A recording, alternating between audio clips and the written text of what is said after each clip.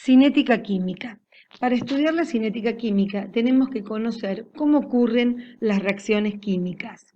Y para ello existen dos teorías. La teoría de las colisiones y la teoría del complejo activado. En la teoría de las colisiones se supone que para que la reacción ocurra se deben romper los enlaces de los reactivos y formarse enlaces de los productos. Pero para que esto ocurra necesita que los reactivos, las moléculas de los reactivos, choquen entre sí.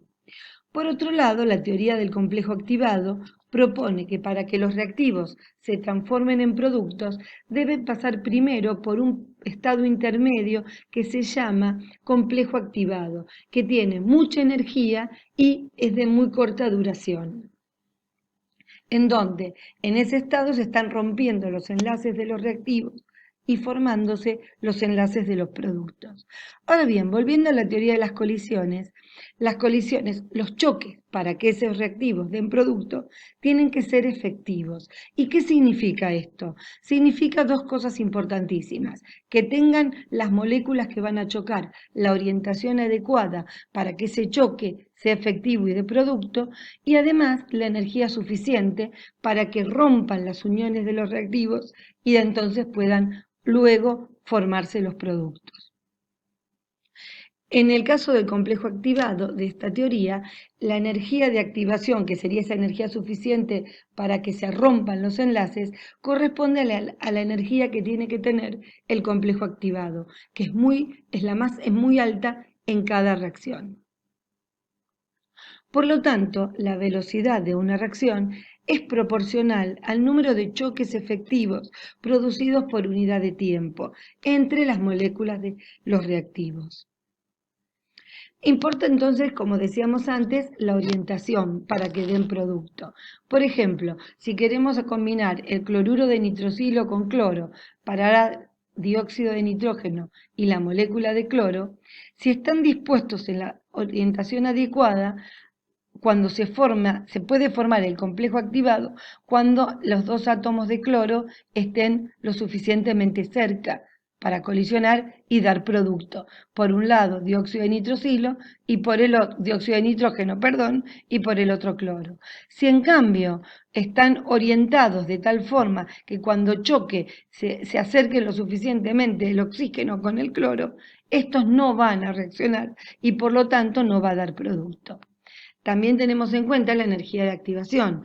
Para que el hidrógeno con el oxígeno dé agua, primero necesitan los reactivos tener cierta energía y ir rompiéndose las uniones y formándose la de los productos, teniendo este estado intermedio de alta energía, porque ven que tiene mucha energía. Si este es el eje de energía, la energía de los reactivos está por acá y la del complejo activado es más alta. Y entonces hay que vencer esa energía de activación para que el complejo se transforme en producto.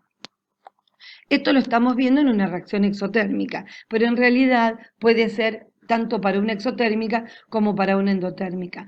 Nosotros vimos que en ambas reacciones hay una etapa endotérmica en donde se absorbe calor o energía para romper los enlaces, y una etapa exotérmica donde se libera energía para formar enlaces, y acá también.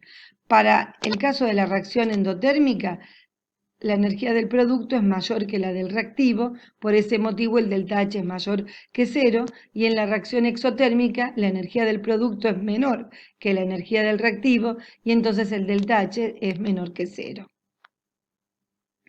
Por lo tanto, hasta ahora lo visto es que la termodinámica indica si ocurre o no ocurre una reacción química. Pero en cambio, la cinética química indica con qué velocidad ocurre esa reacción.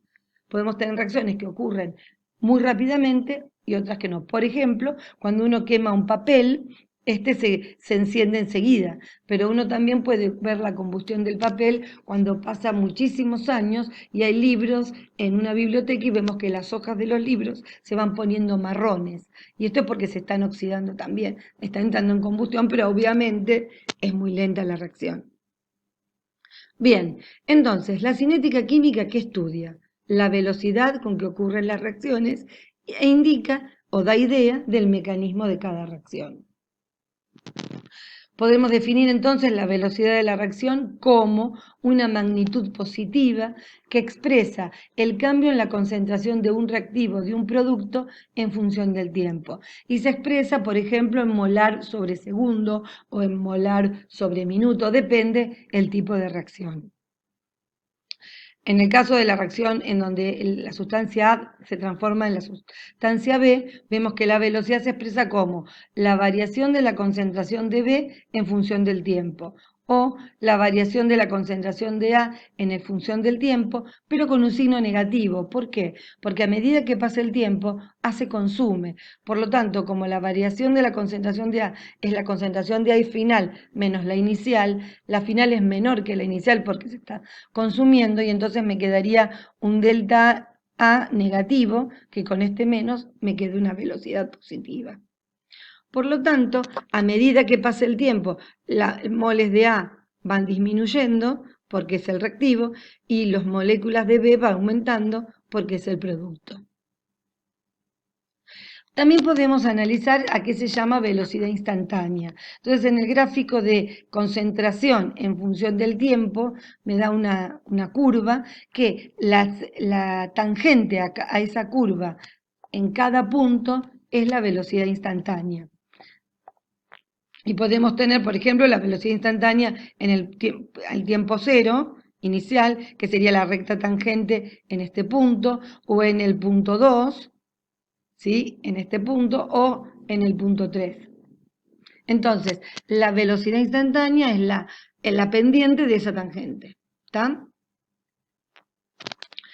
También podemos expresar la velocidad de una reacción teniendo en cuenta la estequiometría. Sabemos que 2 moles de A dan B, entonces uno puede expresar que la velocidad es menos, si lo expresamos para la concentración del reactivo porque dijimos que era positiva, por 1/2 de la variación de la concentración de A en función del tiempo, o se puede expresar la velocidad como la variación de la concentración del producto en función del tiempo. En general, teniendo una reacción en donde tenemos A moles de A más B moles de B para dar C moles de C y D moles de D, entonces podemos decir que la velocidad es igual a menos 1 sobre A, la variación de la concentración de A en función del tiempo, que es igual a menos 1 sobre B, la variación de la concentración de B en función del tiempo, o es igual a 1 sobre C positiva, porque son los productos, como la variación de C en función del tiempo, o 1 sobre D por la variación de D en función del tiempo. Acá hay otro problema para que puedan realizar ustedes teniendo en cuenta esta ecuación. ¿A qué se llama orden de una reacción? Cuando todos los reactivos que intervienen en una reacción están en la misma fase, se dice que la reacción está en una fase homogénea y la velocidad es proporcional, como decíamos antes, a la concentración de los reactivos elevado a cada una de esas sustancias. Por ejemplo, si tenemos que A moles de A se combinan con B moles de B para dar los productos, la velocidad de la reacción se expresa como una constante por la concentración de A a la M por la concentración de B a la N, siendo K la constante de velocidad o constante de velocidad específica, la concentración de A y de B expresada en molaridad, M y N son los coeficientes a los que están elevadas a los coeficientes estequiométricos si la reacción ocurre en una etapa, o son otros números si la reacción ocurre en más de una etapa. Y entonces esto se llama velocidad de la reacción. Esta velocidad se determina experimentalmente y, como decíamos antes, M y N son los órdenes de reacción. Orden de reacción parcial de M con respecto a A, orden de reacción parcial de N con respecto a B, y para la reacción total, el orden de la reacción es la suma de los M y B, M y N. Ahora vamos a ver cómo se determina experimentalmente la ecuación de velocidad.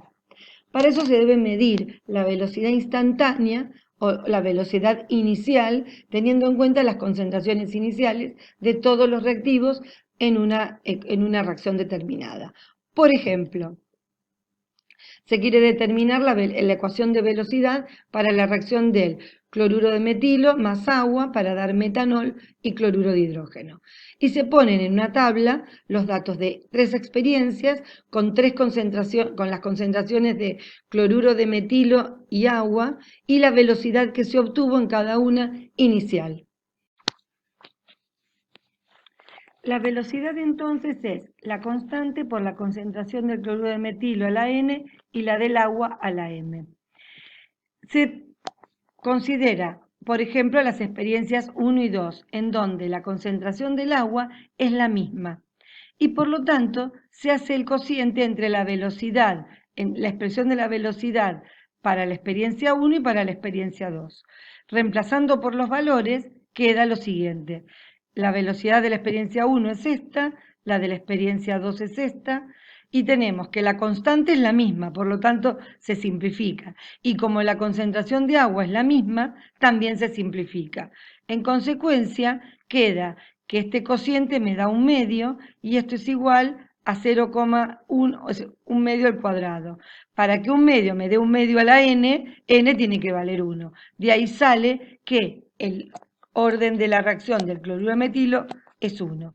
Si ahora queremos calcular el orden del agua, hacemos lo mismo pero con las experiencias 1 y 3, porque en estas el cloruro de metilo tiene la misma concentración.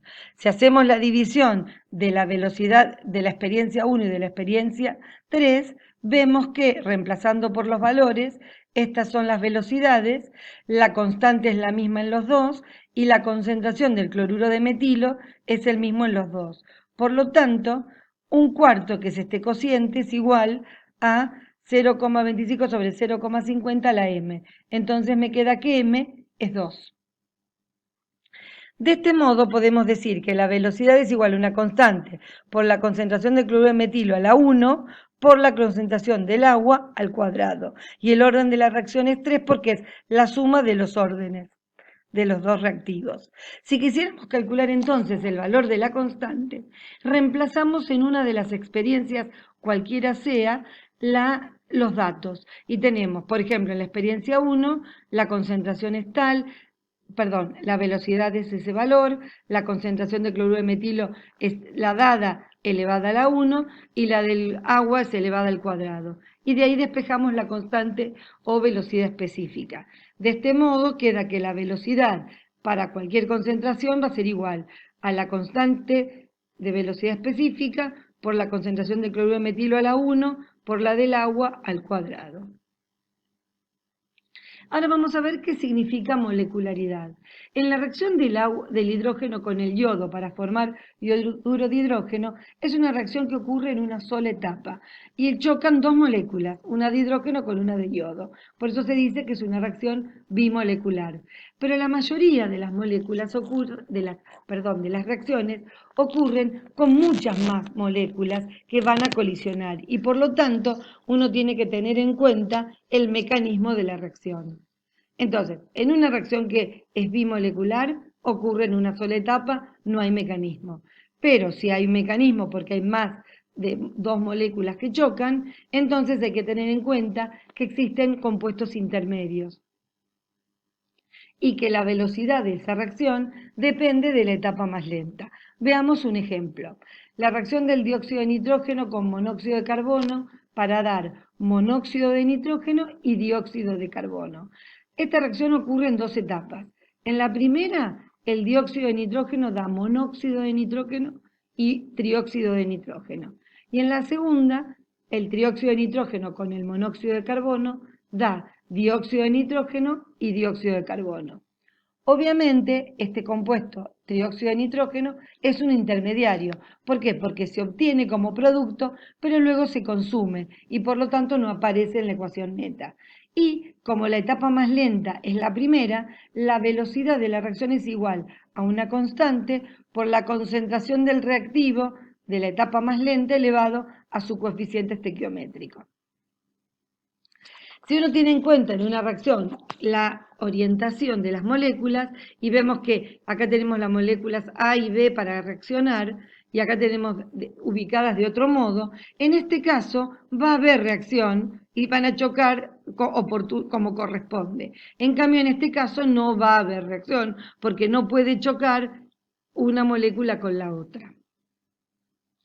Si tuviéramos esta figura que representa una reacción, vamos a poder responder varias preguntas. Por ejemplo, ¿cuántas etapas hay en la reacción total? Y vemos que hay una etapa y otra etapa. Por lo tanto, hay dos etapas. ¿Cuánto vale la energía de los reactivos y de los productos? El reactivo tiene la energía E1 y el producto tiene la energía E5. ¿Hay productos intermedios, o sea, compuestos que aparecen y luego se usan como reactivo para otra etapa? Sí, acá se encuentra la energía del compuesto intermedio. ¿Ven? En la etapa 1, el reactivo se transforma en el compuesto intermedio y el compuesto intermedio es el reactivo de la etapa 2, dando el producto. ¿Hay complejos activados? Sí, en la etapa 1 está este, que tiene una energía igual a E2, y en la etapa 2 está este, que tiene energía E4. ¿Cuánto vale la energía de activación? La energía de activación es la energía que va desde los reactivos hasta el complejo. Es esta diferencia. Y entonces va a ser, en la etapa 1, va a ser E2 menos E1. Es esta distancia.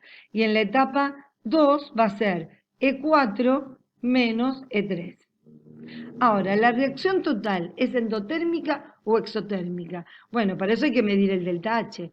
Como el delta H es E5 menos E1, vemos que este delta H es mayor que 0, la reacción es endotérmica.